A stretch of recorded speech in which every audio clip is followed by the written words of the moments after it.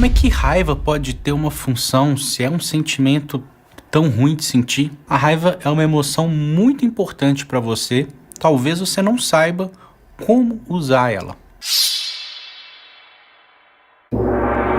Saudações, sou Rafael Baúti, seja muito bem-vindo ao Inner Innovation. Para começo de conversa, é importante você ter ciência de que todas as emoções, elas adaptam o nosso corpo, elas nos organizam para determinadas atividades. Sendo assim, a emoção ela cumpre uma função e por isso ela não pode ser positiva ou negativa. Às vezes ela está disfuncional. O que acontece é que a maior parte das pessoas não gosta de experimentar raiva justamente por ser uma emoção muito disfuncional atualmente.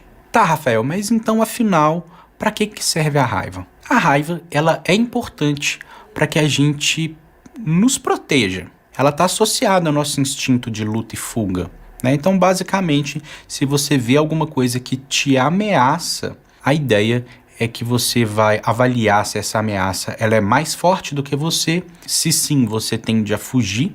Então está um pouco mais associado ao medo, mas se não, se você se vê como forte o suficiente para poder enfrentar essa ameaça, você vai precisar lutar, né? E aí você vai instaurar essa emoção no seu organismo que vai te preparar para a ação, para a resolutividade. Você vai sentir raiva.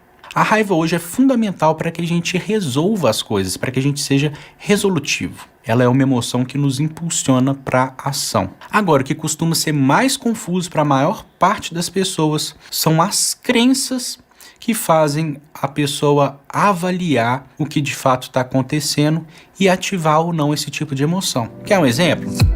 No ambiente de trabalho, um colega faz alguma coisa que passa a entender uma certa competição, como se quisesse aí o seu lugar ou o seu cargo na empresa. Veja bem, aí surge a raiva, que seria uma energia para você se proteger quanto a isso, né?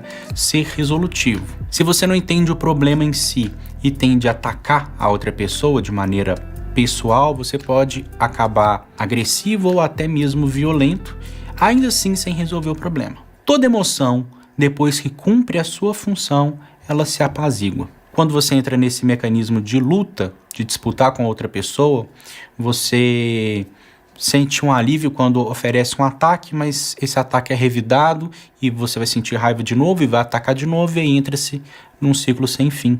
Ou seja, muito provavelmente essa situação está sendo modulada pelas suas crenças, né, do porquê você se sente ameaçado por aquela pessoa.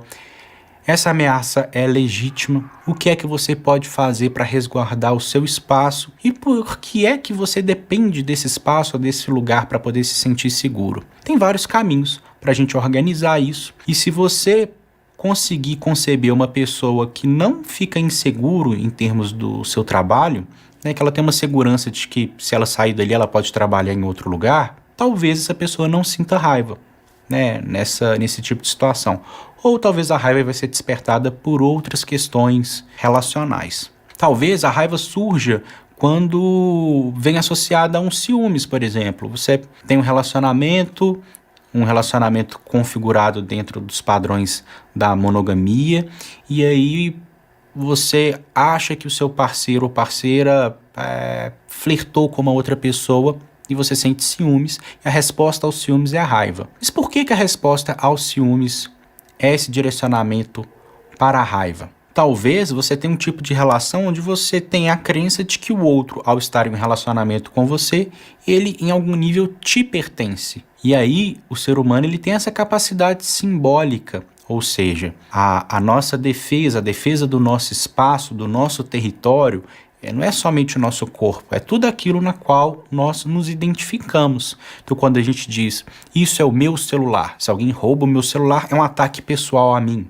Esse é o meu time de futebol, se alguém fala mal do seu time de futebol, é um ataque pessoal. Esse tipo de estrutura, com o ego muito enrijecido nessas identificações, tem tudo a ver com isso. Então se eu acredito que eu estou me relacionando com alguém, esse outro me pertence, se há uma ameaça desse outro ir embora, ou a ideia de que uma outra pessoa vai ser capaz de conquistar e levar e tirar essa pessoa de mim, isso tudo vai despertar essa emoção da raiva, que seria a interpretação que eu tenho da situação que vai configurar o meu corpo para essa luta, para essa disputa. Bem, se você mantém essas crenças, não vai ser muito adequado você ficar brigando, entrando em conflito com a sua própria raiva, porque ela está fazendo aquilo que faz sentido dentro das suas crenças. Se por acaso você conseguir mudar a maneira que você vê o seu relacionamento, não ver a outra pessoa como uma posse sua, talvez